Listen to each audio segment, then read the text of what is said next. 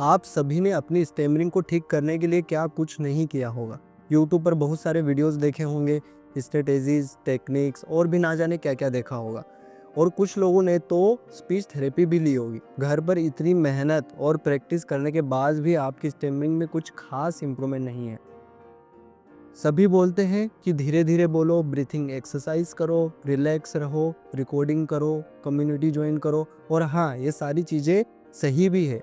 आप सभी ने तो इन सारी चीज़ों को फॉलो नहीं किया होगा, पर कुछ लोगों ने तो किया ही होगा। पर रिजल्ट में क्या मिला उनको? डीमोटिवेशन। स्टैमरिंग को लेकर अगर आप भी अपनी लाइफ में डीमोटिवेट और लो कॉन्फिडेंट महसूस करते हैं तो ये वीडियो आपके लिए ही है। इस वीडियो में मैं आपको रियल सक्सेस स्टोरीज बताने वाला हूँ, उन लोगों की जिन्होंने अपनी लाइफ में स्टैमरिंग से उबर कर सक्सेसफुल बने हैं। और लास्ट में बताऊंगा कि ऐसा उन्होंने क्या किया जो आपने नहीं किया, कि वो स्टैमरिंग से उबर कर सक्सेसफुल हो गए पर आप अभी भी वही के वही अटके हुए हैं। अगर आप भी उन चीज़ों को सही से फॉलो करोगे तो आपकी स्टैमरिंग भी इम्प्रूव हो जाएगी। शुरू करने से पहले आपको बोलना चाहता हूँ कि इस वीडियो को पूरा ज़रूर देखिए और स्किप मत कीजिए। शायद यह वीडियो आपकी लाइफ का टर्निंग पॉइंट हो सकता है। नमस्कार दोस्तों, I am Shri Om Patel, audiologist and speech language pathologist. आज हम कुछ ऐसी पर्सनैलिटीज़ के बारे में बात करने वाले हैं जिन्हें आप अच्छे से जानते हैं। उन्हें भी कभी आपकी तरह स्टैमरिंग की प्रॉब्लम थी, सिर्फ उन्होंने इस प्रॉब्लम को ओवरकम नहीं किया बल्कि लाइफ में बहुत कुछ करके भी दिखाया है। तो चलिए शुरू करते हैं। ऋतिक रोशन 2009 में एक सेलिब्रिटी चैट शो जिसकी होस्ट फराह खान थी, उसमें ऋतिक रोशन ने अपनी स्टैमरिंग के बारे में बहुत कुछ बताया कि उनको 6 ईयर्स की एज में स्टैमरिंग स्टार्ट हुई थी। फराह खान ने जब उनसे पूछा कि जब आप बात करते हो तो क्या प्रोसेसिंग में दिक्कत होती है, तो ऋतिक रोशन ने कहा कि सब कुछ नॉर्मल लगता है जब तक आप बोलना स्टार्ट करते हो, पर जब आप बोलते हो आप अटक जाते हो, रुक जाते हो और आपको पता नहीं चलता कि ऐसा क्यों हो रहा है। और आपके टोज से लेकर आपके सिर के बालों तक शौक जैसा लगता है। आपका हार्ट जोरों से धड़कने लगता है और आप अच्छे से अवेयर रहते हैं कि सब आपको ही देख रहे हैं। इससे हेल से कंपेयर कर सकते हैं। फिर भी वो बताते हैं कि स्कूल में भी उनका बहुत मजाक उड़ाया जाता था और जब भी ओरल टेस्ट होते थे स्कूल में, वो स्कूल बंक करते थे। पेट में दर्द, हार्ट टूट गया, मोच आ गई, ऐसे बहाने बनाते थे। और पेरेंट सपोर्ट के बारे में वो बोलते हैं कि मम्मी पापा का बहुत सपोर्ट था, पर कभी कभी प्यार काफ़ी नहीं होता। जिससे हम प्यार करते हैं उन्हें हम ठीक देखना चाहते हैं और फिर ये चीज़ एंगर की तरफ निकलती है। अच्छे से ध्यान देकर बोलो, तुम कर सकते हो, बोलो, ध्यान दो, ऐसे ऐसे हम चीज़ें बोलते हैं। फराह खान जब उनसे सबसे एम्बेरसिंग मोमेंट के बारे में पूछती है तो वो बोलते हैं कि एक बार मुझसे पूछा गया कि तुम क्या बनना चाहते हो, और मैं बोलने की कोशिश करता हूँ कि I want to be an actor, पर मैं वो बोल तक नहीं पाया। मैं सोचता था कि जब मैं ये नहीं बोल पाया कि I want to be an actor तो मैं एक्टर कैसे बनूंगा।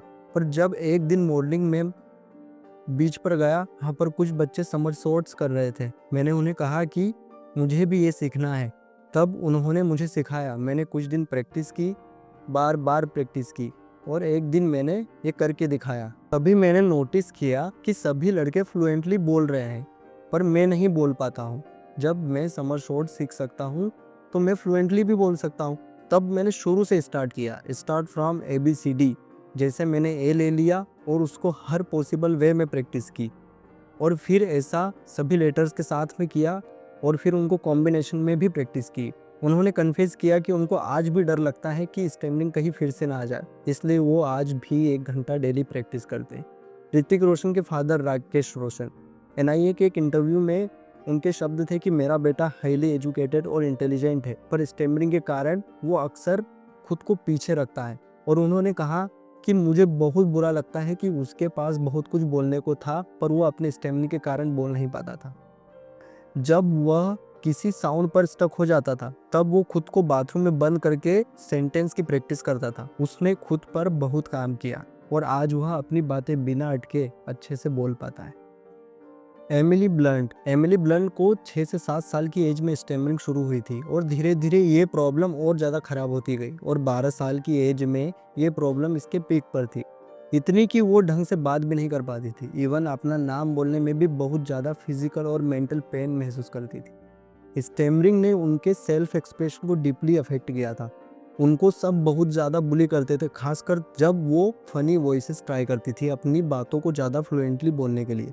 उनके अंकल, कज़िन और ग्रैंडफ़ादर को भी सेम प्रॉब्लम थी, पर एमिली ने कभी रियलाइज़ नहीं किया कि ये जेनेटिक हेरिडिटरी प्रॉब्लम हो सकती है। जब उन्होंने न्यूयॉर्क के American institute for stuttering join किया, तब कहीं उन्हें ये चीज़ रियलाइज़ हुई और यहीं से उनकी लाइफ का टर्निंग पॉइंट स्टार्ट हुआ। वो भी उनके टीचर से, जिन्होंने नोटिस किया कि कैसे Emily blunt funny voices use करती है फ्लुएंट बोलने के लिए। वो एमिली को सजेशन देते हैं कि उसे स्कूल प्ले के लिए ऑडिशन देना चाहिए, और उस दिन पहली बार वो सिली वॉइस और अलग एसेंट यूज़ करके इतने लोगों के सामने फ्लुएंटली बोल पाई, और यहीं से उनके माइंड में एक्टिंग करने का विचार आने लगा। और एक्टिंग ने ही उनके स्टैमरिंग से एक साइकोलॉजिकल डिस्टेंस बनाई और फ्लुएंट बोलने के सारे रास्ते खोल दिए। इससे वो अपनी लाइफ का सबसे बड़ा ट्रांसफॉर्मेशन मानती है, और एक्टिंग के कारण जो उनकी फ्लुएंसी बढ़ी थी, उन्हें एक्टिंग में प्रोफेशन दिखने लगा। और 18 साल की एज में पहली बार उन्होंने अपना स्टेज डेब्यूट किया जूडी डेंच के साथ में द रॉयल फैमिली में, और यहीं से उनका सक्सेसफुल करियर लॉन्च हुआ। और वो एडमिट करती है कि फटीग और स्ट्रेस वाली कंडीशन में वो स्टैमरिंग करती है। जैसे कि उनकी प्रेगनेंसी के टाइम पर वो जोर देती है कि ना तो ये साइकोलॉजिकल प्रॉब्लम है और ना ही एंजाइटी से होती है, ये अक्सर न्यूरोलॉजिकल और हेरिडिटरी प्रॉब्लम है। Emily American institute of stuttering की एक्टिव सपोर्टर और बोर्ड मेंबर है। वो स्टैमरिंग की अवेयरनेस पर भी काम करती है और लोगों को हेल्प करती है जिनको स्टैमरिंग है। वो बोलती है कि सबके पास फ्रीली बोलने का और अपनी वॉइस सुनने का चांस होना चाहिए। सिर्फ आप मुझे स्टैमरिंग करते हुए नहीं देख पा रहे हो, इसका ये मतलब नहीं कि इसका मेरी रियलिटी से कोई लेना देना नहीं है। शरद केलकर, मनीष पॉल के पॉडकास्ट राइज इन बॉलीवुड में शरद केलकर ने अपनी स्टैमरिंग के बारे में शेयर करते हैं। वो बताते हैं कि उनको बचपन से ही स्टैमरिंग की प्रॉब्लम थी और वो अपनी माँ को आई तक नहीं बोल पाते थे, और बच्चे उनका बहुत मजाक बनाया करते थे। जब भी वो कुछ बोलते थे तो बच्चे बोलते थे कि चुप रहे, 2 दिन लगा देगा बोलने में। और इसी प्रॉब्लम के चलते उनको एक प्रोडक्शन हाउस ने अपने शो में रिप्लेस कर दिया। तब उन्होंने सोचा कि कुछ तो करना पड़ेगा इस प्रॉब्लम का। तब उन्होंने नोटिस किया कि उनकी स्टैमरिंग की प्रॉब्लम कहीं ना कहीं उनकी ब्रीथिंग पैटर्न्स के कारण है, और वो अपने ब्रीथिंग पैटर्न पर काम करने लगे। और तभी उनकी लाइफ का टर्निंग पॉइंट आया जब उन्होंने सिंदूर तेरे नाम के शो में रोल मिला, जहां उन्होंने इनवैल्यूएबल सपोर्ट मिला। उनकी वाइफ कीर्ति केलकर ने उनको इस प्रॉब्लम से बाहर निकालने के लिए बहुत इनकरेज किया। कोई स्टार्स जैसे जयती भाटिया, किशोर साहने, प्राचीन और सचिन बहुत पेशेंट और सपोर्टिव थे। डायरेक्टर पवन साहू ने उन्हें ग्रो होने के लिए मल्टीपल चांस और सेफ एनवायरनमेंट दिया, और इस सपोर्टिव एटमॉस्फेयर ने उनको बहुत मोटिवेट किया अपनी स्टैमरिंग की प्रॉब्लम को ओवरकम करने में। वो बताते हैं कि उन्होंने स्पीच देते हुए अमिताभ बच्चन सर के ब्रीथिंग पैटर्न को ऑब्जर्व करना शुरू किया और अपने ब्रीथिंग पैटर्न और डायलॉग डिलीवरी पर अप्लाई किया, और वो समझ गए कि ब्रीथिंग कंट्रोल उनकी स्टैमरिंग को मैनेज करने में हेल्प कर सकती है। और आज आप जानते हैं कि वो कितना फ्लुएंटली और अच्छे से बोलते हैं। स्टीव हार्वे, इनको भी बचपन में सिग्निफिकेंट स्टैमरिंग थी, जिसके कारण पब्लिकली बोलने से ही वो अंदर तक डरते थे। जब भी उनका ड्रीम था कि वो टेलीविज़न में जाएंगे, 6th ग्रेड में टीचर ने उनसे पूछा कि वो क्या बनना चाहते हैं, तो उन्होंने अपना ड्रीम बताया कि वो टेलीविज़न में जाना चाहते। टीचर ने उनका मजाक बनाया और पूरी क्लास के सामने मजाक में कहा कि तुम तो बहुत स्मार्ट हो। एक लोकल डेली वर्कर ने उनको क्लियरली बोलने में बहुत मदद की। वह हार्वे को रिवॉर्ड देते थे, कैंडी देते थे जब भी वो फ्लुएंटली बोलते थे। वह हार्वे को समझाते थे कि वह जो भी बोलना चाहता है उसे साइलेंटली खुद से 3 बार बोले, अपना टाइम ले और फिर सांस छोड़ते हुए बोले। ऐसा करने से उनकी स्पीच में टेंशन कम हो जाता था। बचपन में टीचर के ह्यूमिलेट करने के बाद भी हार्वे ने अपना ड्रीम नहीं छोड़ा, और जब उन्हें टेलीविज़न पर सक्सेस मिल गई तो वो हर क्रिसमस पर उस टीचर को टीवी भेजते थे। सिंबॉलिकली वो उस टीचर को ये बताना चाहते थे कि जो छोटा बच्चा स्टटरिंग करता था वो वास्तव में हर हफ्ते टीवी पर आता है। हार्वे मेंटल रिहर्सल टेक्निक को हमेशा बताते हैं। वो बोलते हैं कि आपकी स्टैमरिंग का असली कारण है कि आपको लगता है कि आप स्टैमर करने वाले हैं। इसलिए वो बोलते हैं कि जो भी आप बोलना चाहते हैं पहले साइलेंटली 3 बार खुद से बोलो, फिर दूसरों से। हार्वे हर शो के पहले मेंटली प्रिपेयर होने के लिए टाइम लेते हैं। वो बोलते हैं कि स्पीकिंग सक्सेस के लिए इमोशनल तरीके से रेडी होना ज़रूरी है। हार्वे ने बहुत सारे शो किए, सक्सेसफुल होस्ट किए, जैसे कि Steve Harvey show, family feud और लिटिल बिग शॉर्ट्स। एंड उन्होंने बेस्ट सेलिंग बुक्स भी लिखी है, जैसे एक्ट लाइक अ लेडी और think like a man. Ed Sheeran ने अपने बचपन में बर्थ मार्क को रिमूव करने के लिए एक सर्जरी करवाई थी। बताया जाता है कि सर्जरी के लिए उन्हें एनेस्थीसिया नहीं दिया गया और इस ट्रॉमेटिक एक्सपीरियंस के बाद में उन्हें स्टटरिंग हो गई। इसके अलावा भी उनको एक कान से हेयरिंग लॉस था। वो बड़े एनएचएस ग्लासेस लगाते थे, इससे उनको बहुत वियर्ड लगता था। खुद को एक्सप्रेस ना कर पाने से वो बहुत ज़्यादा फ्रस्ट्रेट हो गए थे। वह बोलते हैं कि एक चीज़ जो सबसे ज़्यादा मुश्किल थी कि पता था कि क्या बोलना है पर सही तरीके से बोलने में नाकाम रहना।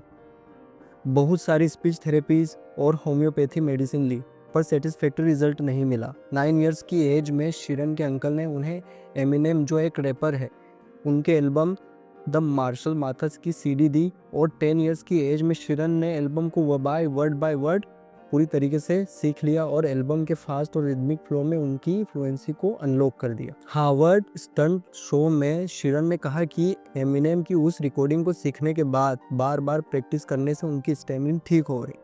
वह इस बात पर जोर देकर बोलते हैं कि आप जो भी आपको यूनिक बनाता है उसे अपनाना आपको पावरफुल बनाता है। रोवन एटकिंसन, इनको कौन नहीं जानता, पर क्या आपको पता था कि इनको भी स्टैमरिंग की प्रॉब्लम थी? दुरहम कोरिस्टर स्कूल और बाद में सेंट बीस स्कूल में फैकल्टीज ने बताया कि रोवन एटकिंसन को बचपन में स्टैमरिंग की प्रॉब्लम थी और जब वो स्टेज पर कुछ भी बोलते थे वो स्टैमर करते थे और स्कूल में उनकी स्टैमरिंग और लुक्स को लेकर बच्चे उनको हमेशा बुली करते थे। जब एटकिंसन ऑक्सफोर्ड यूनिवर्सिटी से इलेक्ट्रिकली इंजीनियर में अपना मास्टर्स कर रहे थे तब वो काफ़ी ऑफ स्टेज रहते थे, पर जब उन्होंने स्टेज पर परफॉर्म करना शुरू किया, स्पेशली कॉमेडी, तब उनकी स्टैमरिंग डिसअपियर हो गई। वो दूसरे का कैरेक्टर प्ले करते और उनकी तरह बोलते थे, जिससे परफॉर्मेंस के टाइम पर उनकी स्टैमरिंग काफ़ी कम हो जाती थी। प्रोफेशनली पहली बार एटकिंसन ने नॉट द 9 o'clock न्यूज़ में काम किया था, जहां पर वर्बल लोड कम था। यहीं से उन्होंने अपनी रेपुटेशन बिल्ड की। टीचर्स और कलीग्स ने बार बार यह ऑब्जर्व किया कि स्टेज पर एटकिंसन की प्रॉब्लम काफ़ी कम हो जाती है और ये एक ऐसा पैटर्न है जो बहुत सारे स्टैमर में देखा गया है। 2007 टाइम मैगजीन में एटकिंसन ने कहा कि मैंने खुद को ऑब्जर्व किया है कि जब भी मैं अपने अलावा किसी दूसरे का रोल करता हूँ तब मेरी स्टैमरिंग गायब हो जाती है और इसे मैंने एक इंस्पिरेशन की तरह लिया और अपना करियर में आगे बढ़ा। ब्लैक लेडर और मिस्टर बीन, ये दो आइकॉनिक क्रिएशन उनकी स्ट्रेटेजी के साथ अच्छे से अलाइन हो गए थे, जिन्होंने एटकिंसन की स्टैमरिंग को काफ़ी हद तक कम कर दिया था।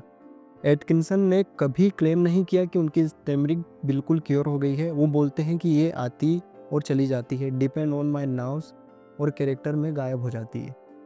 इन सक्सेस स्टोरीज ने आपको मोटिवेशन से भर दिया होगा और अब आप भी अपनी स्टैमरिंग को ओवरकम करना चाहते हैं, पर एक सवाल अभी भी है कि ऐसा इन्होंने क्या किया कि वो स्टैमरिंग से उबर कर सक्सेसफुल हो गए। और वही सारी चीज़ें मैं आपको बताने वाला हूँ ताकि आप भी अपनी स्टैमरिंग से उबर कर अपनी लाइफ में आगे बढ़े। अब कोई भी अपनी लाइफ में बिना प्रैक्टिस के आगे नहीं बढ़ सकता है, इसलिए डेली इच्छा के साथ प्रैक्टिस करना है। कोई रैंडम टिप्स फॉलो नहीं करना है। अपने ऋतिक रोशन की स्टोरी से सीखा है कि उन्होंने फिर से ABCD से शुरू किया, ट्रिलिंग साउंड और साउंड के कॉम्बिनेशन की डेली प्रैक्टिस की। इवन अभी भी वो 1 घंटा डेली प्रैक्टिस करते हैं ताकि उनकी स्टैमरिंग फिर से उन पे हावी ना हो जाए। सिस्टमेटिक और स्ट्रक्चर्ड प्रैक्टिस करनी चाहिए और अलग अलग कॉन्टेक्स्ट में इसकी प्रैक्टिस और इसे लंबे समय तक मेंटेन भी करना चाहिए। सक्सेसफुल लोग जब तक प्रैक्टिस नहीं करते जब तक कि वो सही बोलने लग जाए, वे तब तक प्रैक्टिस करते हैं जब तक कि लोगों के लिए मुश्किल हो जाए उनको गलत ठहराना। अब प्रैक्टिस तो आप कर लेंगे, पर आपको एक अप्रोच ढूंढना है खुद के लिए। आपने स्टोरी में सुना कि एमिली ब्लंट ने प्ले में पार्टिसिपेट किया, एटकिंसन ने दूसरे कैरेक्टर में फ्लुएंसी देखी, स्टीव ने बोलना जारी रखा। जो लोग स्टैमर करते हैं वो अक्सर सिचुएशन को अवॉइड करते हैं, जैसे कि कॉल अटेंड नहीं करना, रेस्टोरेंट में फूड ऑर्डर नहीं करना या फिर पब्लिक में नहीं बोलना। इन सारी सिचुएशन से भागने की बजाय आपको इनमें स्लोली सेफली प्रैक्टिस मोड में कूदना पड़ेगा, बोलना पड़ेगा। वॉलेंट्री स्टैमरिंग का एग्जाम्पल से समझते हैं, इसमें आपको जानबूझकर स्टैमर करना है। जैसे आप किसी शॉप में गए, वहाँ आपको बोलना है कि मुझे एप्पल चाहिए। अब आप सोच रहे होंगे कि इससे क्या होगा? ऐसी सिचुएशन में तो ज़्यादातर लोग नहीं हँसेंगे और इससे आपको पब्लिकली बोलने का डर कम हो जाएगा। एक और एग्जांपल लेते हैं, जैसे कि क्लास में टीचर ने कहा कि कौन पढ़ेगा, वहाँ आपको हाथ ऊपर उठाकर कहना है कि मैं स्टैमर करता हूँ, शायद मैं ज़्यादा टाइम भी लूँगा बट मैं पढ़ूँगा। इससे आपकी सिचुएशन ईजी हो जाएगी, क्योंकि ऑलरेडी सभी लोग जानते हैं कि उनको क्या एक्सपेक्ट करना है। डर कम हो जाता है जब आप इसे बार बार फेस करोगे, और जब भी आप ऐसी अप्रोच लगाओगे आपके अंदर कॉन्फिडेंस बढ़ेगा और आपकी स्टैमरिंग आपको कम परेशान करेगी। आपने स्टोरी से एक चीज़ ये भी नोटिस की होगी कि एड शीरन ने एमिनेम का रैप पैटर्न की प्रैक्टिस की, और एटकिंसन ने और एमिली ब्लंट ने दूसरे कैरेक्टर और फनी वॉइस और एसेंट की प्रैक्टिस की। अब काफ़ी लोग जो स्टैमरिंग करते हैं वो सोचते हैं कि ब्रीथिंग में प्रॉब्लम होने के कारण ही वे स्टैमर करते हैं, पर यहाँ ब्रेन, वॉइस और स्पीच मसल्स के बीच में कोऑर्डिनेशन और टाइमिंग का होना ज़रूरी है। और इसलिए जब वो गाना गाते हैं, फनी वॉइस और डिफरेंट एक्सेंट का यूज़ करते हैं, तो वो स्टैमरिंग नहीं करते हैं या बहुत कम करते हैं। इसे रिथमिक इफेक्ट और वॉइस इफेक्ट कहते हैं। सिंपल रूल याद रखना है कि जब आप वर्ड्स पे स्टक होने लग जाओ, तब आपको उसमें रिदम ऐड करना है। अब ये मुझे नहीं पता कि आप इसको कैसे म्यूज़िक के साथ जोड़ोगे, पर आपको करना है, और ये आपको मुझे कमेंट में बताना है। शरद केलकर ने अपनी स्टोरी में बताया कि एक सपोर्टिव एनवायरनमेंट कितना ज़रूरी है। उनके अंदर कॉन्फिडेंस की कोई कमी नहीं थी, पर फिर भी वो स्टैमरिंग की प्रॉब्लम थी, क्योंकि उनको सपोर्टिव एनवायरनमेंट की ज़रूरत थी। वैसे ही आपको भी एक सपोर्टिव एनवायरनमेंट की ज़रूरत हो सकती है, जिससे आप पर टाइम प्रेशर कम हो, लोग आपकी हेल्प करें, परफेक्ट फ्लुएंसी को छोड़कर बात करने पर फोकस करें। इन सारी स्टोरीज से आपको ये भी समझ में आया होगा कि सबकी प्रॉब्लम अलग अलग है। जैसे एमिली ब्लंट ने खुद को ऑब्जर्व किया कि जब वो थक जाती है या स्ट्रेस में रहती है, तब उनकी स्टैमरिंग बढ़ जाती है। वैसे ही स्टीव स्टेज पर जाने से पहले इमोशनली प्रिपेयर होते हैं। ऐसे ही आपको भी खुद के अंदर ऑब्जर्व करना है कि आपकी स्टैमरिंग को क्या ट्रिगर करता है, और उसके लिए आप क्या कर सकते हैं। क्योंकि स्टैमरिंग सिर्फ आपके माउथ से जुड़ी हुई नहीं है, ये बिहेवियर, आप कैसा बोलते हो, इमोशन आप कैसे फील करते हो, और लाइफ इम्पैक्ट कैसे इसके कारण आपकी चॉइसेस चेंज हो गई है, इन सबको अफेक्ट करती है।